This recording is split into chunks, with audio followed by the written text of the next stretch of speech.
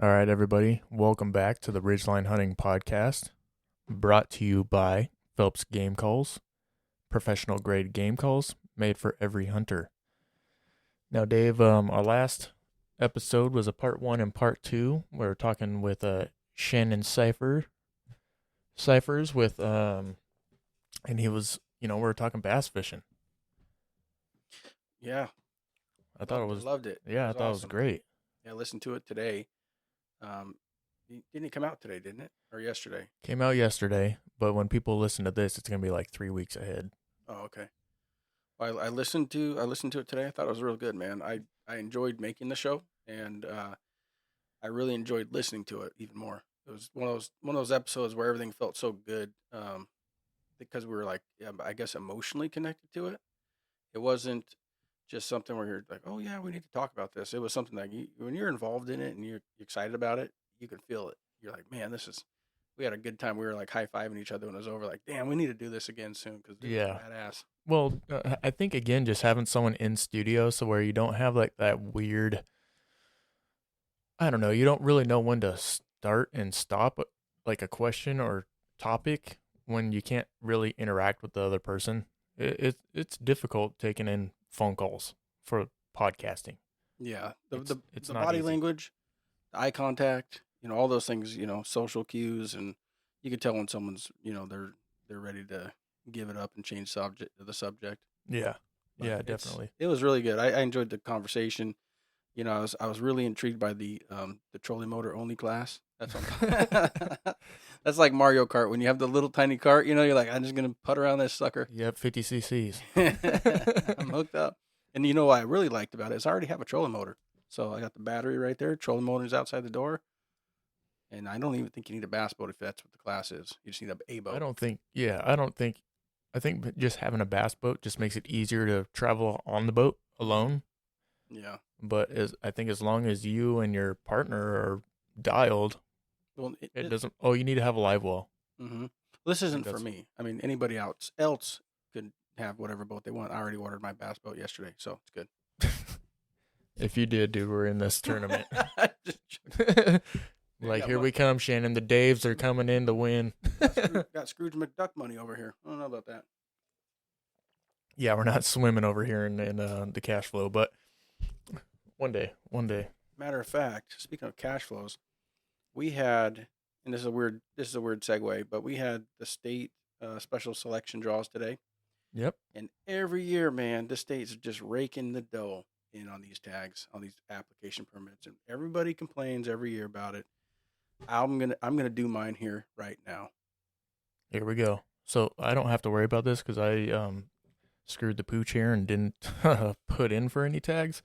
So yeah, I didn't have any anxiety at all today. It was great. I almost just forgot about it.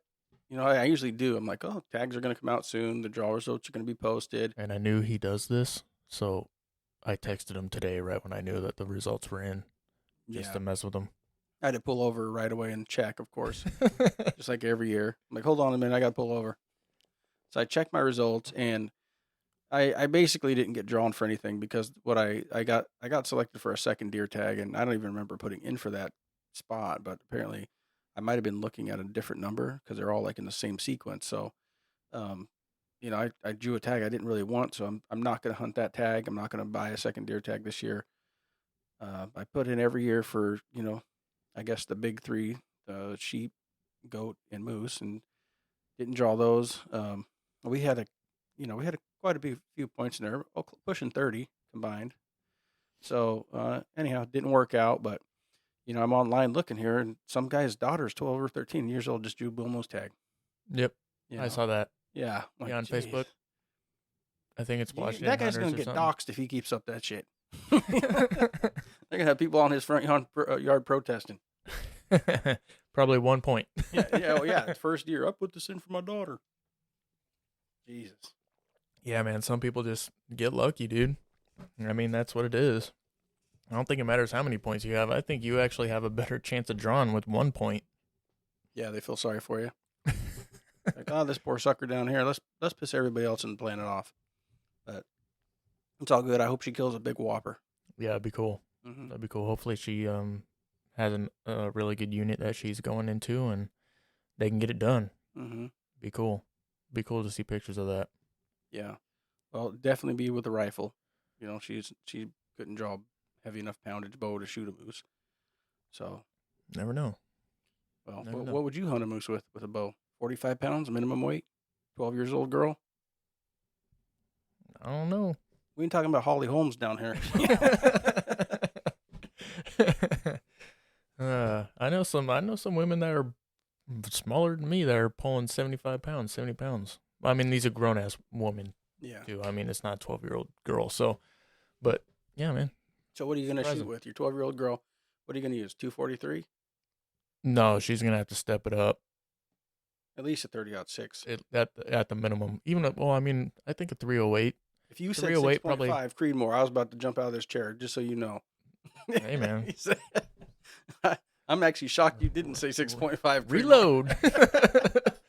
I think you missed it. Shoot it again. I think you missed it again. Shoot it again. No, I think a 308, 30-06, something like that. Maybe with a muzzle brake at the end. Help with a little bit of the punch. At least 180 grain probably you want to shoot that sucker with. Yeah, I don't you're even know, probably- man. I think shot placement. I mean, shot placement is everything. You put it in the wheelhouse, it's gonna go down. Obviously, it's the largest deer on the planet, so I mean, and they're tough. Yeah. I would think more like, when we shoot with arrows, we talk about wound channel and stuff like that. Mm-hmm. But with rifle, and Well, ballistics, you're putting just a little pencil hole in the thing. you're talking about cavitation at that point. You want something that has impact power, Mhm. to cause that expansion in the cavity. Mm-hmm. So I don't know. Forensics guy could tell you, but I would think you'd have to shoot it. You probably could do a 150 grain bullet, 140, maybe, I don't know. But I'd probably be myself shooting a 180 at least. And you're talking, from a guy's perspective. I mean, I'd shoot whatever I had to. Elephant gun, no matter. Yeah, But I'd 50 BMG. probably matter at that point. You want to have some You're moose gonna left. have some hamburger. Yeah, some moose left. It was a hell of a pack out. We had to pick it up in little tiny bags. Yeah, that'd be interesting to know. I don't know. I don't hunt moose. It'd be awesome to hunt a moose. It'd be cool to pull that tag also here in Washington, but I'm almost thinking, I'm extremely late to the game for Washington State for putting in points. I mean, I think I have like 3 or 4 points, which we know you can draw off 1 point, doesn't really matter. I'd be more looking into hunting Alaska than wasting my time and money here in Washington State. Mm-hmm. That's just my opinion. Don't get me wrong, I'll probably be putting in again next year for it, but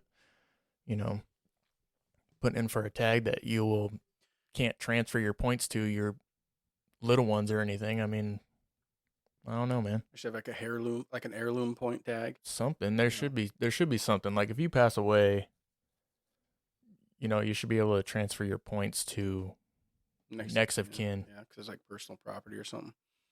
I bet you challenge it in court here, you'd probably win. Who knows? Yeah, going against Washington Bob Ferguson State would be like, yeah. "Oh yeah, no problem. We got you squared away right here. Here, we owe you triple points." That would be insane. Matter of fact, you can hunt for free forever. Yeah, I don't know. If it was my only option, if I said my only option, if I was only ever going to hunt moose one time in my life, I wouldn't do it in the system we have here. I would definitely go pay somewhere else because you're going to wait till you're 80. Well, shoot, man. I think, maybe not now, just because all over the whole country, all the draw stuff is completely whacked. I mean, it's all messed up now. Mm-hmm. But I mean, I think Idaho had better results for non-resident than we do here in the state as a resident for a moose tag. I was in Idaho last year, and we pulled over just off the Coeur d'Alene River. There's like a Forest Service road over there. Oh, there's Forest Service roads all over that state. Mm-hmm. So we just pulled over off the Coeur d'Alene River, and literally the main thoroughfare. We were probably 100 yards in this little road, and just turning around, and there's a moose standing right there. This little, you could barely see his face because they're kind of narrow when they look at you, But yeah, he's standing right there, little cow. Dang. Holy smokes! So that was my first encounter with a moose, but I'm actually excited in the direction things are going because we have some new introductions to the state antelope. You know, they're I want to hear the numbers from the sorry the WDFW on the antelope numbers because someday we'll have hopefully enough of those because I Yeah, don't because think right now they're in the Yakima Indian Reservation, I believe, well is they where have some they're. up in I guess the northeast and south central. Okay. Yeah, so but they're I mean they're going to be just like any other place. I mean they're going to take over. Yeah. Well, it's gonna be cool. I mean, that would be cool to be able to hunt antelope in our own state. Hmm. You know, hopefully in our lifetime. And we have a Hopefully. lot of land. I mean, we have a lot of land that's uninterrupted. So Oh yeah. contiguous areas. I mean, compared to other states, probably not as much, but like a lot of the Midwest, they had a big problem with like barbed wire reclamation and stuff like that. Well, I don't think we really had that issue here in the areas where they're roaming. You know, of course, our farmlands there a lot of them they have like cattle fencing and stuff like that, but over where they're at, there's hardly any of that stuff. It's just open. Yeah, that'd be cool to actually get that information. I wonder if we can make a phone call and Be really weird over here if you're up there mule deer hunting over in Spokane or something, and you, you come across a freaking antelope standing there looking at you like, what what the the hell was heck? it? You're gonna think it's invasive species and tag her out. Oh man, that'd be a nasty ticket. You're like, I shot this mule deer. You're not gonna believe the rack. It's weird looking. It looks like it's got paddles on its head. Can't blame me for having poor eyesight. But yeah, it's one of those things. We have some upside. I'm always optimistic. That's me. I don't sit there and go, oh, I'm never gonna get it because No, it's I just a mean your matter of time. opportunities. Yeah, your opportunities there. I mean it's there. I mean we see it all over. If you're on Instagram or Facebook or whatnot, you see people pulling the tags, and that's awesome. All eight of Good. them. Yeah, good for them. It's pretty cool. Yeah. One of these years, maybe one of us in one of our parties will do that. For me, it would just be cool to just be on that hunt. I don't need to be the one pulling the trigger or letting an arrow fly. I think it would just be cool to be a part of the hunt and be a part of that whole experience because, for the once in a lifetimes, man, it's once in a lifetime. That's it. That might be your only chance at seeing something like that. Yeah, because I mean, so here in Washington State for our once in a lifetime tags, it's a harvest. So I mean, if you don't harvest, on that tag, you can get drawn again, but I mean, your points are back down to zero. Yeah, yeah. Then you're just. I mean, I know a guy that had 27 points before he drew, and he was like 53 when he got it. So he's sitting here going, "Oh, I'm not going to go back out there. And I'm like 80 years old." Mm-hmm. So he didn't ever put in again. But I mean, there is the chance. I mean, if you Yeah. don't put in, I mean, it's kind of like if you don't play the lottery, you can't win it, but your odds of winning it's really low. This Mm-hmm. is this is that type of thing. But I guess it's better than having $6 in your pocket. I mean, the dream was worth the investment for me. I literally had a dream, Dave, the other night. I woke up, I was happy as hell. I drew moose and goat. I thought I was going hunting the next day. I was like, how am I going to pull this off? I was like thinking about all the cardio I had to do. I was like, man, I have to work out every day until freaking October. This is going to be crazy. Be worth it though. Yeah, it It'd would be worth awesome. it. Yeah. I'd be definitely there on that journey. That's for sure. And I think it was mainly to do with that book, the Cameron Haynes' new book, Endure. I've been reading that and just finished it. And so I was like, oh, yeah, about it, baby. Inspiring book. Mm-hmm. Yeah, man. I'm getting that book as well, and can't wait to read it. Love Cam Haynes and what he's done for just everybody in general. You don't even need to be a hunter to enjoy what Cam's doing. Just inspirational dude. Well, from a perspective of what he's doing, if when you read the book, you'll understand why. And that's where your eyes get really open because, I mean, I guess for the contenders in the arena, it's just another day, and everybody else is in awe. And you're like, how is this man doing this? And why, what's going on? But there's a psychological side to it. And you have to, you're basically tricking yourself, and or you're preventing something from happening in your life that you've seen happen and you don't want to have happen to someone else, or you're just ready for change. A lot of guys are ready for change.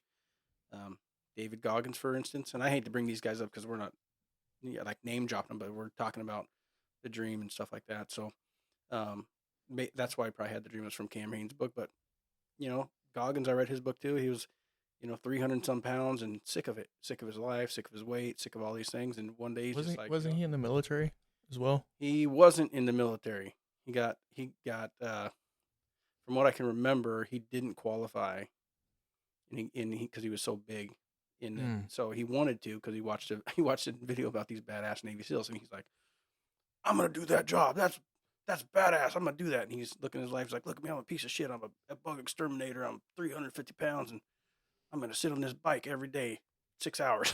So he started pedaling a mountain bike on a stationary bike, and you have to read his book. I have it. You can take it home. Yeah, I'd like to read But that dude, it is because I follow legit. him on Instagram, and the dude's just always running like all over the dang place. Yeah. Mhm. Cam, like every morning you're gonna see if you watch or follow Cam on Instagram, he's running somewhere Mhm. But every single day. he was doing this stuff before Instagram. Oh Instagram. yeah, yeah. They're doing I'm this just stuff saying in the that he was. shadows. Yeah, yeah. They're just putting it out there, showing everybody, if you put your mind to something, you can accomplish anything in life. I think a lot of people have the same mind too. They're really in a spot where they're just sick of it. They're like, this is a cycle. I'm ready for some change, and they don't know how to do it. So these people are super inspirational because they see like other people come out of something or doing something unique, and they're like, you know what, that's so unique. And really, it seems like it's really not because I look at these um, these authors and public figures, and they do a lot of things that people normally wouldn't do, but it's a form of self punishment basically.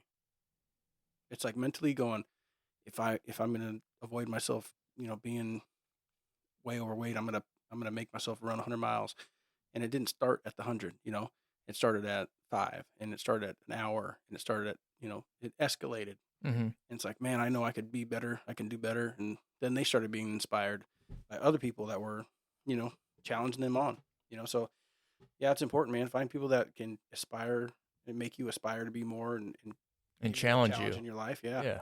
Otherwise, you're just gonna sit back and you're gonna find yourself. My grandfather said, "You can't soar with the eagles if you're hanging out with the owls." So Yep. get to bed, get some sleep. Tomorrow's a new day. Yeah, that's awesome. But yeah, man. So Dave Drew, second deer tag. He's not gonna hunt that. Nope, not gonna hunt it unless it Um, comes down to that. Unless it comes. yeah, I got multi season. I'm definitely gonna be hunting every single day I can for deer. Um, trying to go after a big mule deer, but we'll see what happens. Maybe it might change into a big blacktail because I think I'm gonna spend some time in an area that we've never hunted before, over towards the coast. Oh, you were just talking about that earlier Yeah, today. yeah. Okay. Yeah, that coast, man. I'll give it up. There's a guy I know. Anywhere over that peninsula coast area, there's a lot of blacktails, a lot of big ones, because he says it's the mineral content that makes our antlers bigger. Well, this isn't. I mean, it's towards the coast. Hmm. It's not that close to the coast. Hmm. I mean, it's on your way out there. I would say it's probably just as far as where we go elk hunting, but west instead of south. Yeah, it's almost identical time. Mm-hmm. I used to fish there a lot, man, and we would go. I used to fish so much river fishing, dude. I'd be like, if you're gonna go to Wainuja from here, it's an hour and 10 minutes. If you're gonna go to the Hump Tulips, it's 2 hours and 10 minutes. Like I could tell. I was like, oh, what time is it?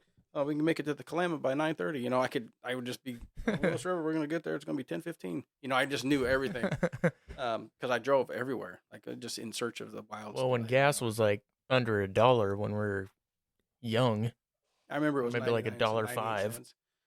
You know, yeah, gas right now Eight is eight something else. dollars will fill your tank. I mean, come on, I had to bribe my wife to borrow her car. because you're out of gas. No, I didn't want to drive my truck. I didn't want to drive my truck.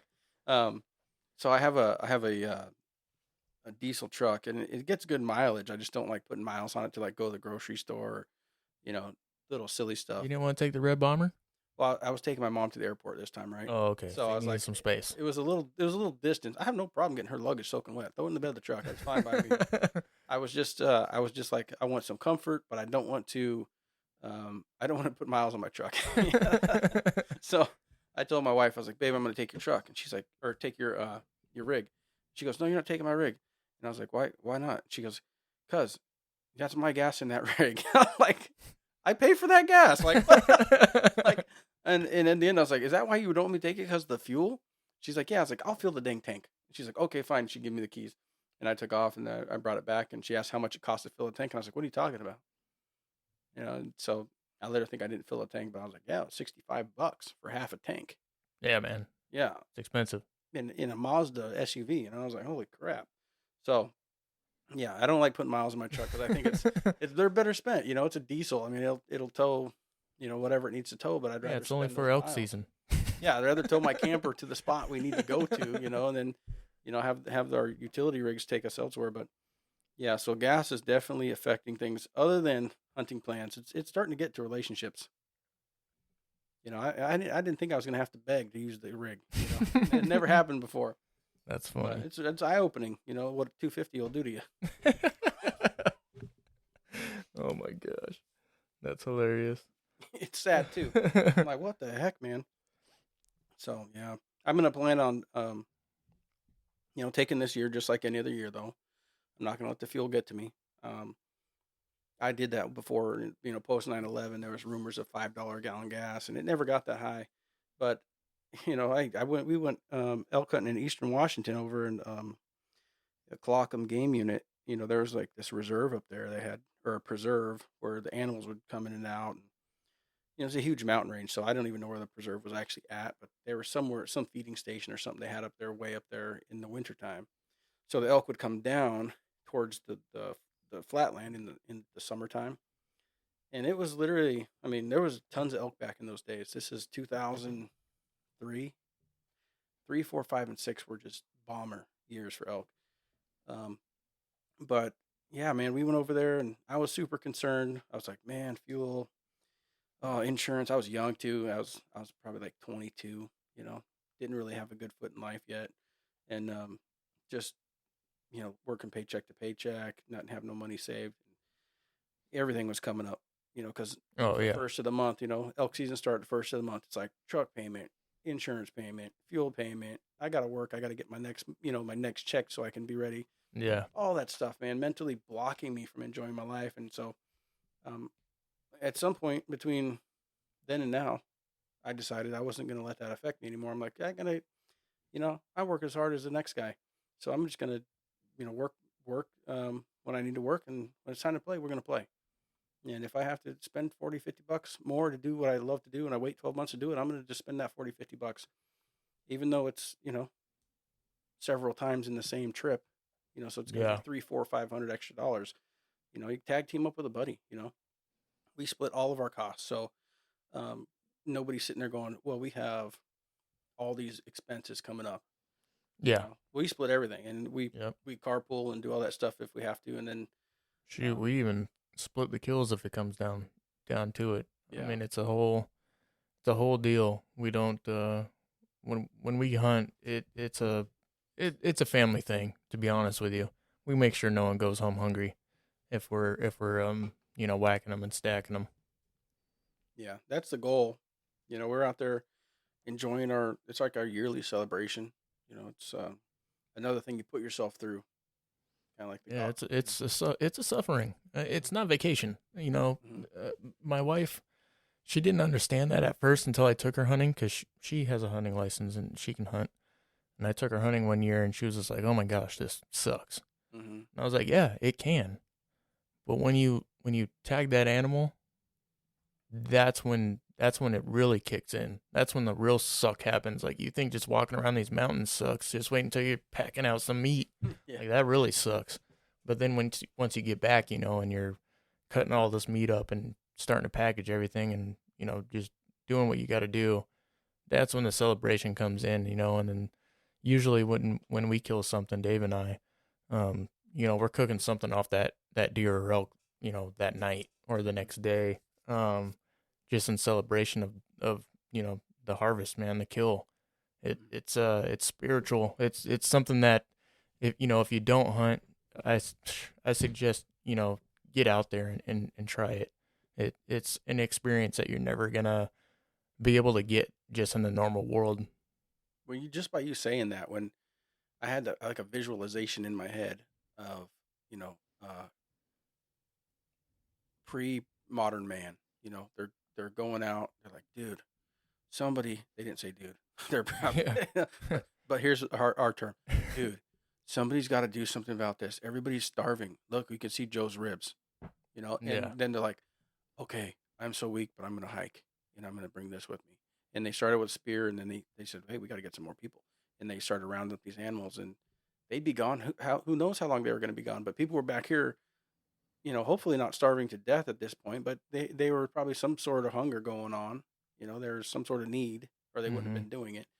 Um, but when they saw them coming back, and they had these sticks with animals in between them, can you imagine the celebration they were having back then? How happy! Like you're bringing, it's like if you're starving and they're bringing back the groceries. The hunter was celebrated. It Oh wasn't like yeah. somebody that was like, "Yeah, I hunt. Oh man, you kill poor animals. Oh the."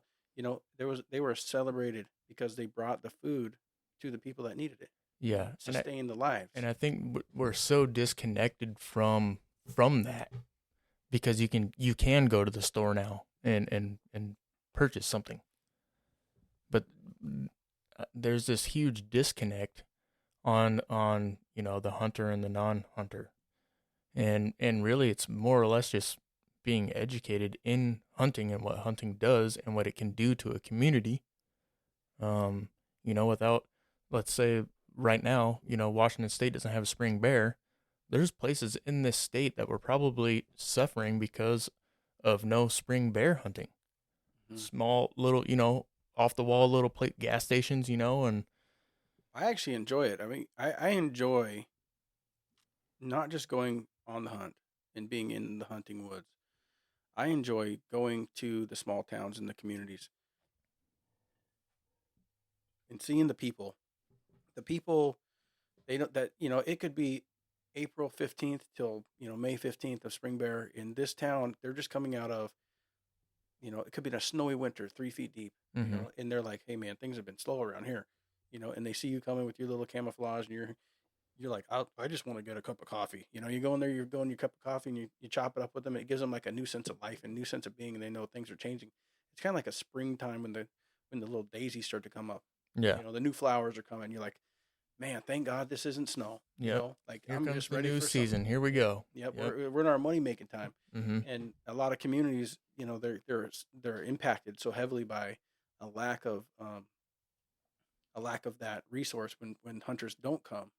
And I have conversations with people we hunt with in the same area a lot. So the people in the stores, we see them every year, year after Yep. year after year. The camp posts, year after year, we cut him off a piece of meat, every time. He's like, Yep. hey, can I get a little piece of that back strap? I'm like, oh, maybe you can get some hind quarter, Asking for no back strap. What's wrong with you? Yeah, here's a roast. You like the front forearm, do you? No, Oh, hook them man. up pretty good. Yeah, Yeah. they treat us well, and that these people are, we become reliant on them too. We had a rig breakdown, and they were there, helped us out. Actually, a good friend, he's going to be on the show. Sean Elza, he had his truck break down way up in the hills, and I towed him back. I don't know if it was 25 miles or 30 miles with a little rope, and his little F-150. I told him, I was like, don't you rear end my truck. His brakes were smoked because he was slowing my truck down. And we took it down to this little auto body shop, or sorry, mechanic shop. And the guy, F-150 has a design flaw. It's called like the F-15 fuse. If you run out of fuel, this fuse blows and the truck won't restart even if you put gas in it. So this guy, troubleshot that, fixed it. And then, we called him and asked what's the damage. And he's like, oh, don't worry about it. You guys, we appreciate you guys being around here, and it's on the house. And that's Dang. that's a guy working, and he came in on a Sunday, to fix it. He knew we were in the woods, and so the respect that he gave us, we know now, like we have an ally out there. They're not, the people out there, they really appreciate you. Yeah. A Yeah, lot. man. There's a lot that goes into the hunting community, and I was talking before about educating. I work with a gentleman, young guy, early 20s, doesn't really know a whole lot about hunting or anything, and me being a hunter, I talk about it all the time because it's like, oh, hey man, what are you doing this weekend? Oh, I'm going hunting. What? Oh yeah, what are you hunting? Blah blah blah blah blah. It's like, oh, I don't know if I could ever do that. I don't think I could ever hunt. And and I explained to him like, this is what hunting is like. This is why I do it. This is why I enjoy it. I embrace the suck because Sandana knows I'm up and down some steep crap. Like, I'm always sitting there wondering, like, he ain't gonna see shit down there. Why is he going down there? Like that's like you can see right down there. There's nothing yeah, there. hey, you But never you know. never. Yeah. I've heard that story, and he's like, dude, I saw the biggest freaking buck. You won't believe. I'm like, oh, it's probably bedded down behind the log. Yep. You just lay Some there. crazy stuff that you don't see, and when you get down in there, all of a sudden something might just pop up, Yeah. or more or less, I'm like the young legged kid. I'm gonna go dive down in there to hopefully kick something back up. So, Like, hey, Dave, just wait here. I'm gonna go the other ridge. You go down and come to me. and sometimes we do that. I mean, sometimes you got to do that. Sometimes you get into desperation mode. Just go through there, clapping your hands a bunch. Yeah, get the stick with the bag and Yeah. Yeah, we have a good time though. yeah, yeah, hunting is great. I mean, this is why we're on this podcast. We're talking hunting and fishing and just enjoying the outdoors, and we want a lot more people doing it. Just even just getting outside. I mean, how long have we been cooped up now? It's been 2 years. Obviously, you and I haven't been cooped up, but I mean, there's a lot of people out there that are just been cooped up. Dave, I'm sorry, man. I feel like I kind of brought this down a notch when we first started with the whole complaint thing. We're gonna take a break. We're gonna Yeah, come back. we're We're gonna gonna come back. liven this thing up. We're gonna get brightened up here. Yeah, because the thing is, I'm excited about the season. We have things coming up. Oh, it's gonna be great. Regular season, after you don't draw the tags, I was telling Dave earlier, I was like, I feel like I just got out of an abusive relationship because I feel like there's like a love hate here. Like I'm all excited about it when it's fresh and new. I'm like, oh man, I put my draw in, and then you wait and you're like, this is taking way too long. This is dragging on now, and then they tell you it's over, and you're like, okay, great, I can go on now. I got back to the regular tag. So we're gonna talk about regular season. We're gonna talk about our plans, and then our routines. We're gonna start kicking off here. Dave's going on a trip next weekend to Oregon to an archery shoot. What's the name of the shoot? Hoodoo. Oh, it's a Northwest Mountain Challenge. Northwest Mountain Challenge in Hoodoo, Oregon. So when we come back, we're going to start touching on these more lively topics. And thank you for sticking with us, and we'll be right back. All right, everybody, we are back. Time to liven up a bit. I think we got a little bit too serious, but it was good content. It was good stuff. Had to get that off my chest. It's over now. Yeah, the breakup. Now we have general tags, right? Yep, regular season, man. My true love, my one and only, my day one. The ride or die. Yep. No matter what, she got my back, and she's always there for me. September 1st. What do you mean, man? We got August 1st. We got bear season. Bear season. Yeah, she's never been real good to me, though. So yeah, same with me. Yeah. Yeah. No, I'm looking forward to it now. I can move on. I'm ready. September's coming. We're going to do our share out in the woods in August. Hopefully we'll have some good, some pictures to put on Instagram and some stories to share with them. And, I'm looking forward to getting back out there with my buds, man. Yeah, it's going to be fun, man.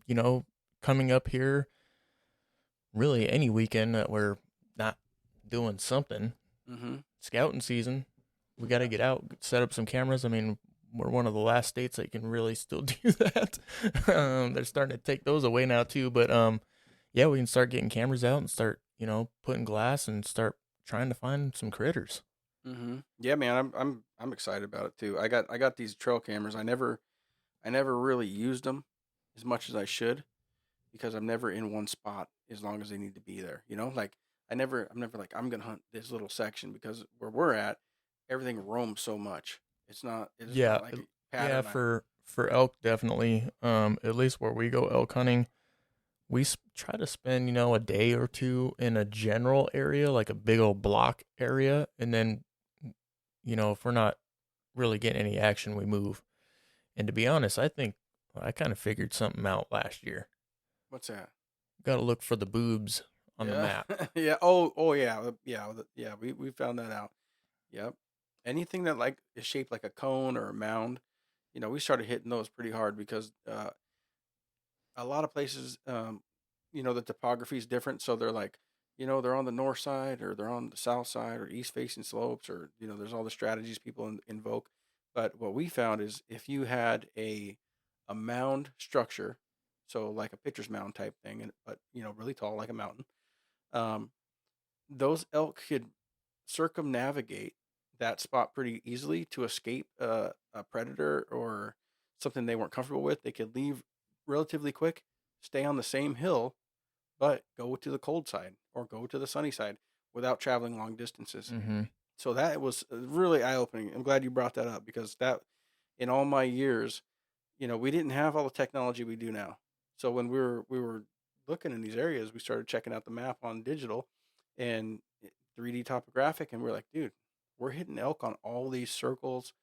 Everything that's a mound, there's elk there. Yeah, it was kind of, to be honest with you, it was actually kind of weird. So last year when we were elk hunting, it seemed, so I just brought up maps and I'm looking at my map and I zoom way out and I'm on Onyx Maps and I'm like, Dave, do you see what I'm looking at? And he's like, what? And I was like, every single time, because I mark every single time we see elk. It doesn't even, it could be, on another ridge or whatever. I mark it. And it seemed like every single mark that I saw elk were on some type of knob. Exactly. They would circle it too. Mm-hmm. So you would see them at certain times of the day. Obviously, sometimes it would be like, it might skip a day and then be back and almost in the same zone at the same time.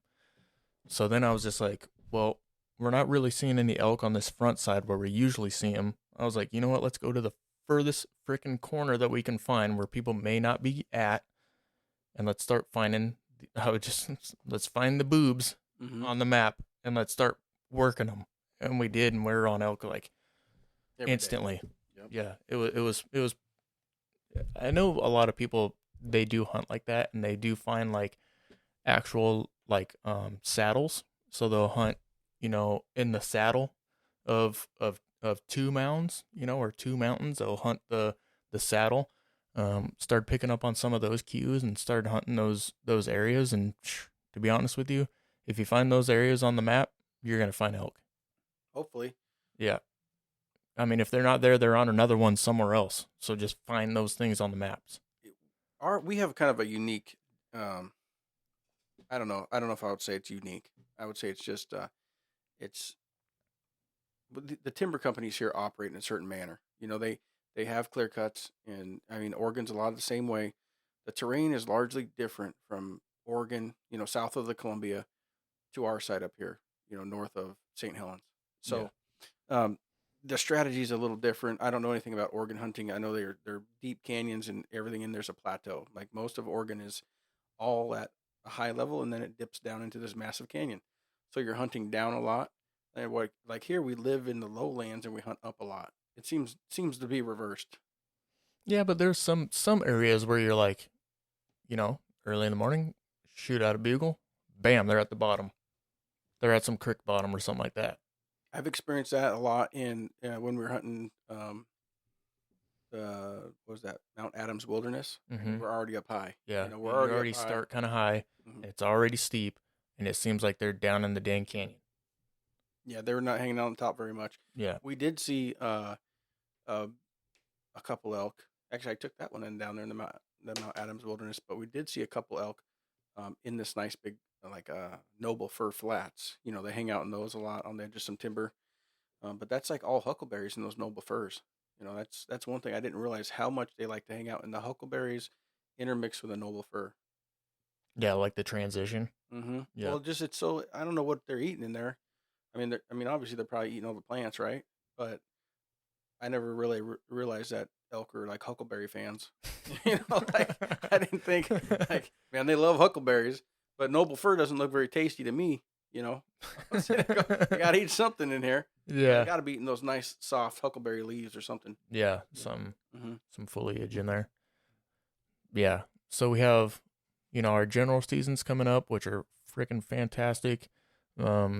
This weekend, you guys aren't going to hear this until this is all over, but today's the 14th of June, and this weekend I am doing the Northwest Mountain Challenge, and I will be podcasting from there. Actually, Dave actually just bought a brand new like handheld podcasting unit. It's the Zoom, was it P4? Mm-hmm. And he said that I could use that to do some podcasting from the Northwest Mountain Challenge, which I'm super excited about. Get to play with a new toy. So, We tried it out. It sounds oh my great. gosh, the clarity is insane. It's gonna be really cool. So I'll be doing like a day by day breakdown of the shoot and how bad I blow up all my arrows. But you know, Well, we got to have an arrow countdown. ooh, well, I will be filming and taking photos. So if I do blow up arrows, it'll be out. We should start a podcast episode just by saying the number of arrows left. Like 12. 6. They would love it. It'd be awesome. So I think so Saturday, I'm only doing a 2 day. So Saturday, it's the first one that I actually signed up for. So you can sign up for competition or non-competition. I am not a foam slayer. I haven't done a 3D shoot in probably 4 or 5 years. So I'm not doing the competition. So I'm just out there having fun, just enjoying the experience. So Saturday I'm doing the Hoyt shoot, and then we're gonna pick. You can do any one of them. I think afternoon or You're something going like this that. weekend? Yeah. I should go with you, man. Tell the wife you want to go to the mountain for Father's Day. I should just go and bring the drone and stuff. I think it'd be cool. Oh my gosh, that'd be insane. Well, Dave, if you come, it'd be freaking fantastic. We'll be shooting with my buddy Mike, and then a gentleman from the Rugged Arts. And he'll Winner. What? You gotta give him a gift. You have something for him, right? I am gonna give him. I'm gonna give him some. We have some Phelps game calls and stuff. I'll just pick something out and give it to him. Yeah. So we'll be shooting with him, and then Sunday is the Pure Elevation, shoot, or the course. So I'm super excited about that. The Pure Elevation, I guess, is pretty strenuous. And to be honest, this year is actually one of the first years I've lacked in the gym. I changed jobs, and usually I would work out on my lunch breaks, and my lunch breaks got cut kind of short, so I'm limited on how much time I have in the gym. So, yeah, my gym time has been like cut down massively, so I actually need to start kicking it into high gear. Do something. Yeah, so this hike will probably kick it up. I'll probably start working out more at home, but yeah, so this is going to be a nice test for me because I'm going to be out of shape. Yeah, a little bit. So, on the Pure Elevation, what are you starting at? Is it think just the you higher start- peaks, or I think you start low and you work your way up. you hike up? You hike up, and Just- then you're going to yeah. take like a lift back down the mountain when you're Well, done. it's not like a marathon hike. You hike to the target, you shoot, and you hike to that thing. Yeah, and who knows how long the lines are. I mean, we've all done 3D shoots. If you haven't done a 3D shoot, they're very fun. Bring your patience with you. Yeah, sometimes the lines could be pretty long at each target, but I've never done one of these shoots before, so I don't know if they have it like timed out. I have no idea how that works. So this is going to be my first experience at the Northwest Mountain Challenge shoot.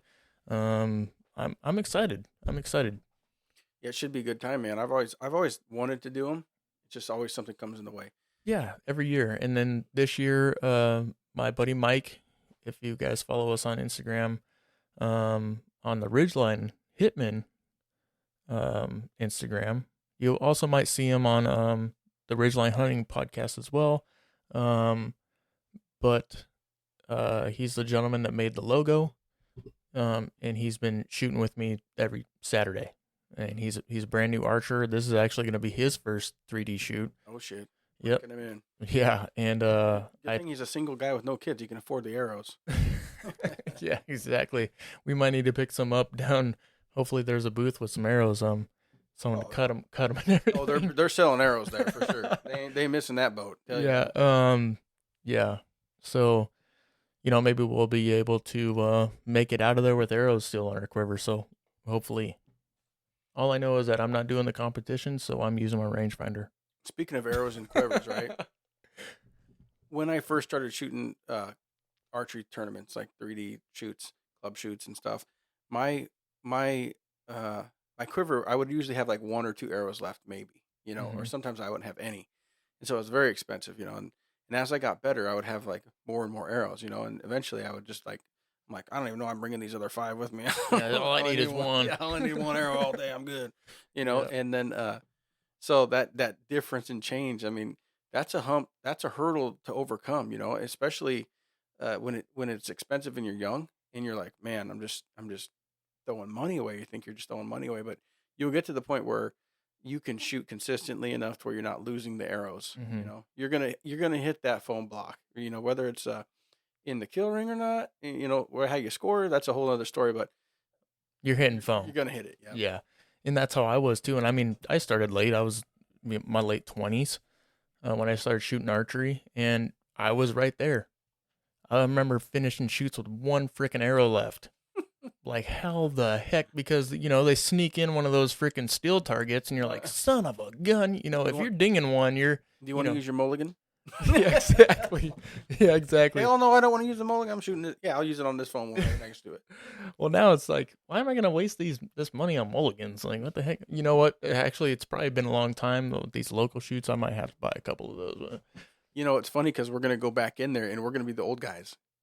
Oh, crap. You know what I mean? Hey, Like, yeah, man. like That's when I not was cool. younger, I was looking at guys my age, like I want to shoot like that guy. I can't remember the guy's name now, but he was just incredible, man. Well, for me, I started late. For me, it was Joel Turner. Mm-hmm. I mean, everybody knows him now, the IQ. Shot IQ. Yeah, shot IQ. His little son was just still in diapers, Brody. Oh, yeah, he was toddler, little overalls, toddler, stick bow.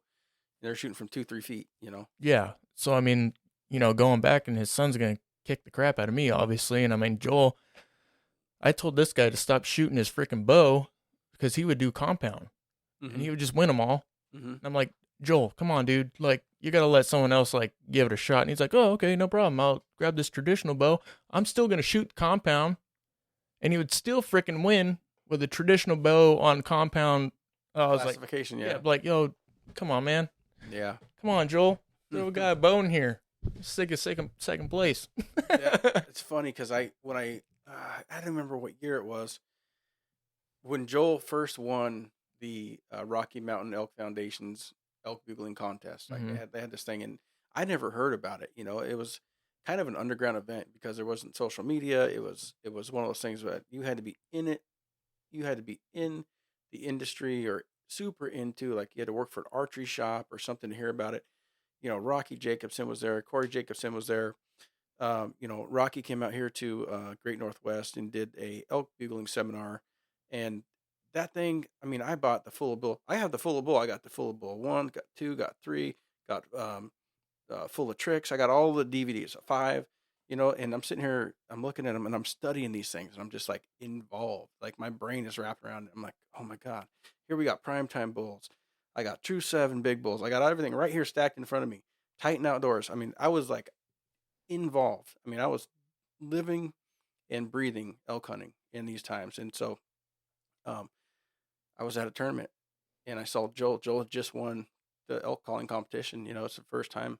I'm not sure if he won it again, but he won that tournament. And he has a unique way of doing his cow call, So we watched the video and we were like, huh. Elk don't have lips. That was our main takeaway. Like, well, why are we doing it? So you got to watch the video, and if you haven't seen it, it's probably on YouTube. But Joel Turner elk calling deal. So I call him. I'm like, hey Joel, and he's like, what's up, bud? How you doing? He comes over to the bed of my truck. I'm sitting there. I was like, hey, I got this little call here. It's a mellow yellow mama. I'm like, I got this little call. I want you to hear what I got to put out there. See what you think. And he's like, okay, go ahead and show me what you got. And I get this little deal going.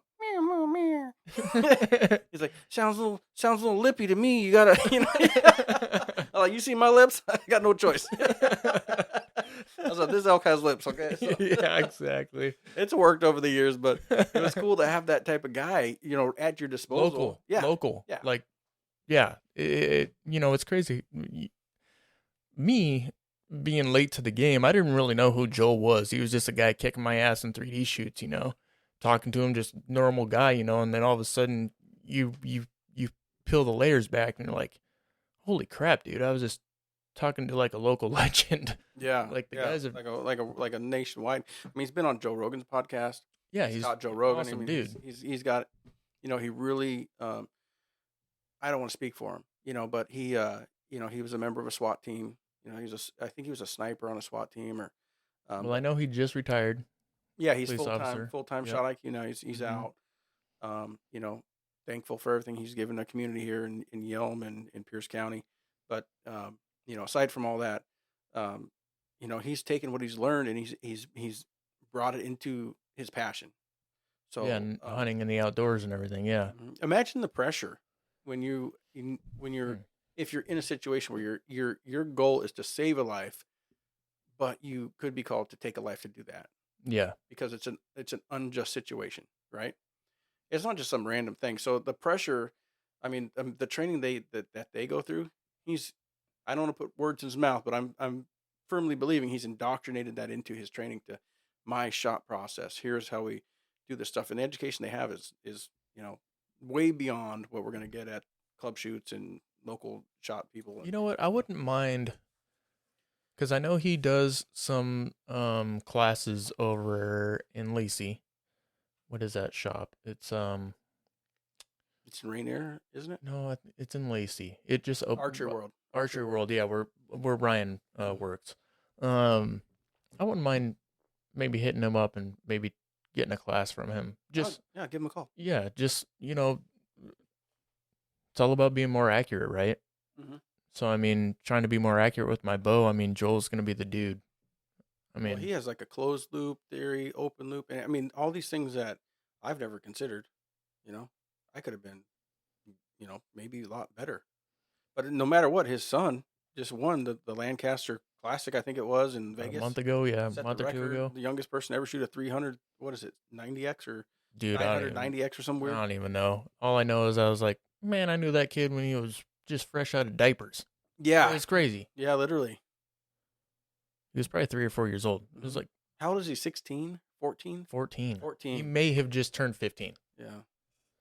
I mean, Hmm. yeah, I've been shooting for 10 years now, Guy made more so money than me last year. He shot one tournament. Hell, Jesus. it's pretty cool. His future's bright, so that's good. I mean, I'm excited for him. I can't wait to see what he does. And Yeah, he's yeah, it's gonna be cool. he's at the top now. Watching him, if he Well, maintains that top dominance, it's going to be an incredible thing to well, watch. right now you don't really know what his ceiling is, right? You don't really know where his ceiling is. No, So I sky's mean, the limit. Sky's yeah. the limit. I mean, this is just starting. So yeah. That's cool. That is really cool. So, yep, I had the mountain challenge this weekend. Hopefully, Dave, you can go. Hmm. Let me know. Yeah, if Mike, I can swing it. yeah, Mike's driving. Hmm. Well, I'll might drive Mike's truck for him. You know how I am with people. It's it's the WRX. We're gonna go Oh 4-wheel shit! driving. It's a car. Okay. It's a car. Okay. Yeah, we're gonna be tenting it up Mm. in Okay. the tent mahal. The Tenj Mahal. Mm-hmm. Nice. The one that we had Oh, for the one we brought. yeah, Dude, the that one with the Subaru's lights not and big stuff enough. in it. You ain't gonna be able to fit my cot in that thing. You seen did. that You don't cot? have to bring the That's a- big that's- old That's Bama that's a Jamma. man-sized cot right there. Well, it took 2 hours You have for to us get. to Does set it? it up. Does the car have a roof rack? No, it doesn't. Okay. We'll figure it out. All I know is I ain't driving my truck. Yeah. But we'll figure it out. I mean, if I have to drive, I'll drive. But yeah. So we're doing that this weekend. Hopefully, Dave, you can come. If not, you said you wanted to go fishing. It is Father's Day weekend. I know when you guys listen to this, it'll be a couple weeks out. But yeah, it's Father's Day weekend coming up. Yeah, it's Father's Day weekend. So my original plan was to do some fishing, and you know, thinking it over. And as soon as you said Subaru, the fishing sounded better because those back seats, man, that's a long drive for that car. I can sit in the back. Okay, well, Well, we'll figure it We'll out. figure it out. We might have to take the truck. Yeah, we We might. might I be mean, GNCing up. yeah, we could take my truck, I think, if we have to. So it's we got a little more leg We'll room. figure it out. But I just after that kind of drive, man, I'm a construction worker, so I get kind of tight sitting in a little cramped spot like that. Yeah. So yeah, man, we can figure it out. I mean, if we have to take the truck, we plan on leaving Friday night after work. Bombing down there, and then just chilling out for the night. I think there's a full draw film tour Oh yeah, movie at night. nice. I think that's Friday night. Plan on making it there for that because that'd be pretty cool. See some, the what they call amateur filming. Most of these guys are, Super good. yeah, extremely well put together and everything. Pros in my book. Seeing some of those films and just get some. I don't know. I I try to do the filming thing, and it is extremely hard. Number one, I don't know how to put a film together. I try my best, but it just is not what I envision. So it's hard because some of the programming I'm limited for what I have. But that's a different rabbit hole. But Now you're making me want to go even more because I actually have an infinity for filming. yeah, Dave's been putting together some pretty cool films with his business actually, Diligence Flooring. Yeah, If you guys want to check that out on Instagram, go and check out some of his reels. yeah, we got. Well, I don't want to put it out there too much, but I have had a construction company for 17 years, and we do residential remodeling, so a lot of it is tiling and bathroom and kitchens and stuff like that. But I mean, Put it out there, man. every A day lot in of the our dirt, man. I'm a lot down of our there. listeners are here in Washington State. Maybe they might need to have something done. I'm So covered. I'm covered. Usually, I got a bunch of mortar on my hands, under my fingernails, and work hard every day. So this is something I do. This podcasting is a passion now. Hunting, I've always enjoyed podcasting, um, not as a host, but as a I listener guess for a sure. guest on several. Oh yeah, yeah, definitely. Yeah. So just being on podcasts is fun. Sharing experience in the construction industry is great, but also too, I have something to contribute here. So that's why we kind of started this thing, is because we enjoy it, and because we're trying to share with other people, that we have enjoyment out of this, and so it'll be fun. But I actually do enjoy the filming aspect of my job. Even though I own the company and run the business, that um, creating the films and having the ideas, and we do some dynamite projects. So it's nice to give a film that the production is nice because the end result is nice anyway. Mm-hmm. So I can just take a still photo and people would be like, oh wow, but the videos really bring it together. So yeah, if you want to check it out, if you're interested in getting some remodel work, then Diligence Flooring on Instagram, Facebook.com, and David at diligenceflooring.com for emails. But other than that, man, it's every day. Grinding, man. Yeah, making the films, and so it'd be cool to put together a film up there with you guys shooting, because I already been thinking in my head this whole time we've been man. talking. I'm like, man, I got these shot angles and stuff. Like, I got some pretty tricked out little ways of doing it with the drone now. It's legit. It's legit. Yeah, actually, now Dave, you just have to go. I think that we just have to make that happen. But also one of our last guests, Shannon, he is doing a bass tournament this weekend. So hopefully we'll be able to get him on, the following week to figure out how that tournament went. Yeah, Have him be awesome. back here in studio and That was get that all going. That was awesome having him here, man. He had, you could just tell by the sound of his voice and expression of his tone that he was like in love with bass fishing. Yeah, And that is definitely a huge passion of his. Definitely. I was, he had told me he's into bass fishing. I seen his pictures on Instagram and stuff, and I was like, man, he's pretty good. He's got some nice fish. But to hear him talk about it, that's like next level. I was like kind of blown away. I was sitting back here in the chair going, damn. Yeah, he's pretty knowledgeable, and I didn't really know that he was like, I knew that he was bass fishing, but I didn't really know he was like that deep into bass fishing. And it's gonna be cool to pick his brain a little bit more on this tournament. And he actually just had one this previous weekend. He said it didn't go very well, so he didn't really want to talk about it. Well, it was bad weather too. Wasn't like super rainy this last dude, weekend? it was raining, it was windy, it was just crap. But I bet you $100 he didn't use that lure I gave him. oh, you know what? He probably would have won. Yeah, he did. All he had to do is catch that one fish. Yeah, Looking for something different. Boom. yeah. He called, so he did call me. He called me and he was like, "Hey man, just giving you an update." And I'm like, "Dang it, Shannon, you're supposed to text me before so I can get, have some time to get to the podcast stuff." And he was like, "Don't worry about it." He was like, "It's terrible right now." He was like, "You wouldn't want to see the fish in the live well right now." I was like, "Oh my god." At least he had a fish in the live well. I believe he did. I believe they had a two, I think, in the live well. But he was he was just like, "Dude, I don't even know if I'm gonna weigh these things in." That's hilarious, man. Yeah. So it was great. It was great. Um, What if he had? What if he didn't weigh his fish and some guy came in there and won with like 9 ounces? well, I mean, I'm pretty sure they weighed. I'm pretty sure they weighed in, but he was just like he was not happy with his Not catch. confident in it. Yeah. And Yeah. actually having Shannon on, he was super nervous. Mm-hmm. He was super nervous because he was like, "Are you guys filming it?" You know, he didn't want to wear the earphones because he didn't want to hear the sound of his voice and all this other stuff. I was like, "Dude, it's gonna be okay." Yeah. I Yeah. was nervous my first podcast ever too, and ultimately, I'll equate it to this. I watched a little reel today. This guy is talking. It was actually Steve Jobs. Steve Jobs passed away. He invented Apple computers and all Mm-hmm. that stuff, the iPhone and all that. He says you're actually in a reality where everybody that made the rules was no more intelligent than you are. So you think you're going to say something stupid, right? But it's really what everybody else is thinking. So when you say it, it's okay because everybody else is like, oh yeah, that makes sense. It's not like wow, I'm on a podcast. I have to say something really cool so people Yeah. like what I'm saying. Something super scientific, which Yeah. no one's gonna understand anyways. Yeah, it's funny because you could really it was good to have him on here. And the nervousness, I understand it. I've been there, but I mean, you're just Dude, sharing experiences. Yeah, he did great. I think once we actually started getting everything rolling and going, he just rolled right along with it, and just having another conversation with his buddies. Yeah, actually, you know what we were doing today? Now that we're on this topic, earlier we were trying to think about a keyword. Yeah. What was the keyword for?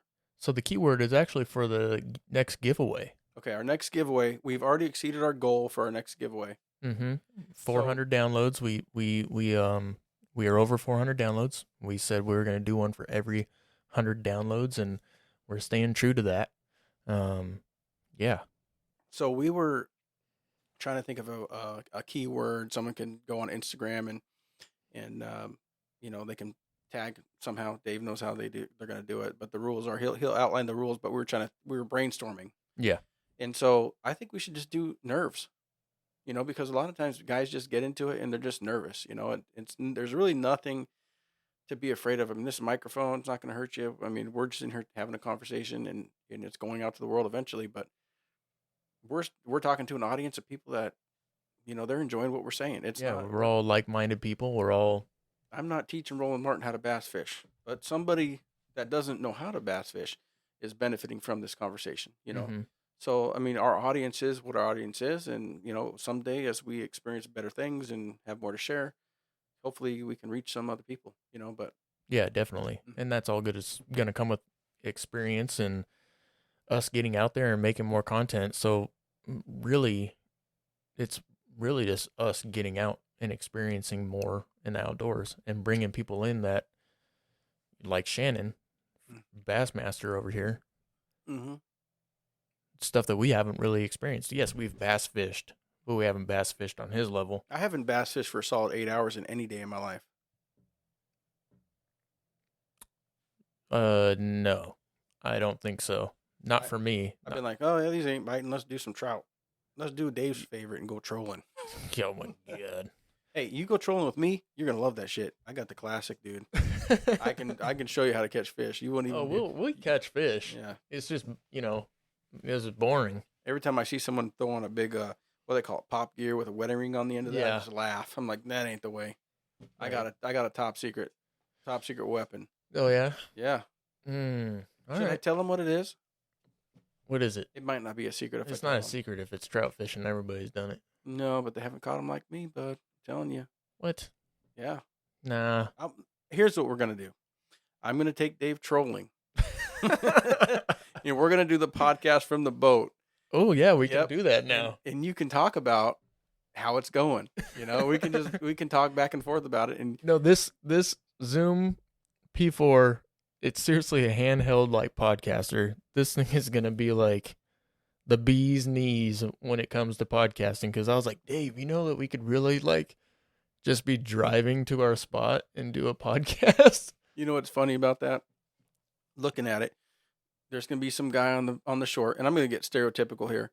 There's gonna be a guy on the shore and be like, look at these two yahoos out there with their headphones, listening to their music on there. They should be talking and enjoying themselves. They don't know we're really talking and enjoying ourselves, right? They're not even enjoying nature. Here we are just enjoying nature. It'll be awesome. It'll be cool, man, because you're gonna be able to hear the birds and everything. Yeah. Probably even hear the little putter from the water. Mm-hmm.